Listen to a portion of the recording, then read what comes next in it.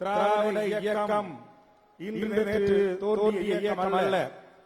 தென்னிந்திய நல உரிமை சங்கத்தில் தொடங்கி அதற்கு முன்பாக திராவிட மாணவர் இயக்கம் என்கிற பெயரில் திரு டாக்டர் நடேசன் அவர்கள் சென்னையில் ஒடுக்கப்பட்ட ஒதுக்கப்பட்டு பிற்படுத்தப்பட்ட தாழ்த்தப்பட்ட மக்களுக்கான இயக்கங்களை மாணவர் இயக்கமாக கட்டி பிறகு திராவிட சமமாக பரிமாணித்து பிறகு நீதி கட்சியாக உருவாக்கம் செய்யப்பட்டு மதிப்புமிகு நடேசனார் டாக்டர் சுப்பராயன் இன்றைக்கு முத்தியாமலே நம்முடைய பிஆர் பயனாளர்களுடைய தாத்தாப்பாட்டன் ராஜன் இதுபோன்ற எண்ணற்ற தலைவர்கள் இந்த தமிழ் சமூகத்தில் பிராமணர்கள் பிராமணர் அல்லாதவர்கள் என்ற ஒரு இயக்கங்களை தொடங்கி தமிழ் சமூகம் புறக்கணிக்கப்பட்டது.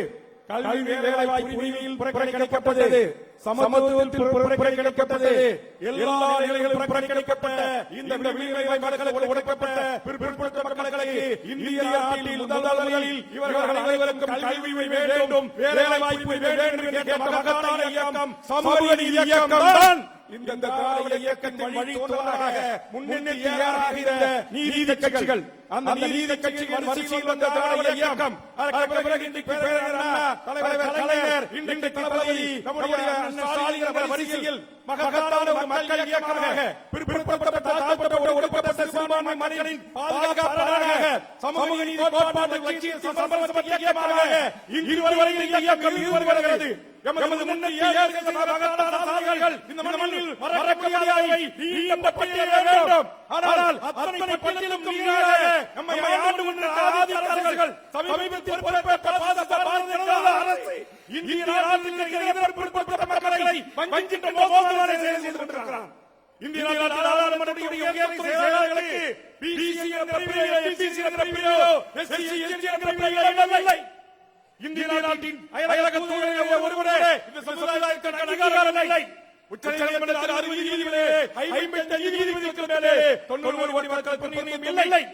இந்திய நாட்டின் ஆளுநர்களாக இந்திய நாட்டில் உயர்ந்த பொறுப்புகளை வைத்திருக்கிறார்களே, இன்றைக்கு இந்திய நாட்டில் பெரும்பான்மை என்பது மக்கள் புறக்கணிக்கப்பட்டிருக்கிறார்கள். 1871 கணக்கெடுப்பு நடந்தபோது அன்றைக்கு 60% பேர் இன்றைக்கு மெட்ரிகுலேஷன் கல்வி பிராமணர்கள் பெற்றார்கள். இந்த கல்வி திராவிட இயக்கம் திராவிட அரசியல் கட்சிகள் இன்றைக்கு இந்த நாட்டில் கல்வி உரிமையை இந்த கோடான கோடி மக்களுக்கு பெற்றுத் தந்திருக்கிறது.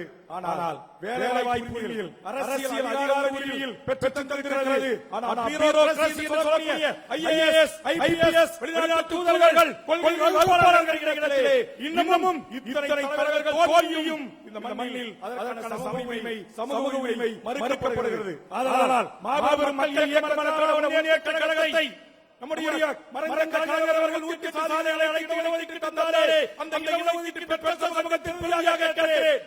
வரலாற்று சிறப்பு கொண்ட இந்த மாபெரும் திராவிட இயக்கம் வழித்தோன்றலான முன்னேற்ற கழகம் சாதிவாரி கணக்கெடுப்பு நடத்தி தமிழ்நாட்டில் இருக்கிற அனைத்து சாதனைகளுக்கும் சமநீதி மாண்புமிகு ஆட்சியாளர்கள் வழங்க வேண்டும் என்கிற வேண்டுகோளை கோடான பிற்படுத்தப்பட்ட மக்களின் சார்பாக வைக்கிறேன். காரணம் இதே காஞ்சிபுரத்தில் பிறந்த தலைவர்தான் பேரறிஞர் அண்ணா பெருந்தகை சொன்னார். தனிநாடு கோரிக்கைக்காக என்னென்ன காரணங்களை முன்வைத்து நாங்கள் கேட்டோம், அந்த கோரிக்கை இன்று வரை உயிரோடு இருக்கிறது என்று சொன்னார். ஆம், இன்று வரை உயிரோடு இருக்கிறது. இன்றைக்கு நீட்டில் தொடங்கி பிஜி தொடங்கி வைஸ் சான்சலர் நியமனத்திலிருந்து ஆளுநர் நியமனத்திலிருந்து உயர்நீதிமன்ற உச்சநீதிமன்ற நீதிபதி நியமனத்திலிருந்து இந்த மக்களுக்கான சமூக நீதி கிடைக்கப்படவில்லை. இன்னும் ஆதிக்கம் செலுத்துகிறார்கள். இங்கே உயிர்களை பறிகொடுக்க உரிமையை பெறுகிறோம். சமூக நீதி காப்பதற்கு நீதிமன்றம் ஏறி இருக்கிறோம். எந்த ஒரு தியாகம் செய்யாமல் உட்கார்ந்த இடத்திலே முன்னேறிய சமூகத்திற்கு, அதுவும் முன்னேறிய சமூகத்திற்கு 10% திருநெல்வேலி ஆவால் எடுத்துக் வருகிறார். உச்சநீதிமன்றம் கேள்வி எழுப்பவில்லை, உயர்நீதிமன்றம் கேள்வி எழுப்பவில்லை, நாட்டின் தலைமை அமைச்சர் கேள்வி எழுப்பவில்லை.